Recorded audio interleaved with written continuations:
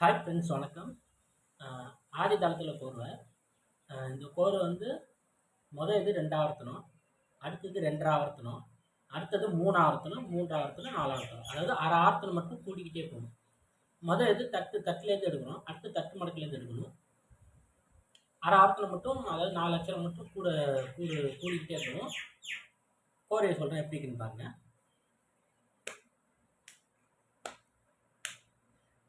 தட்டாங்க Ketatung te ketatung tatam tatam tatam.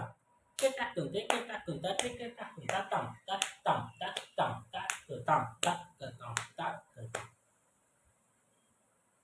அடுத்தது tikitatung tatam tikitatung tate ketatung tatam tatam tatam. Tikitatung tate ketatung tate ketatung tatam tatam tatam tatam.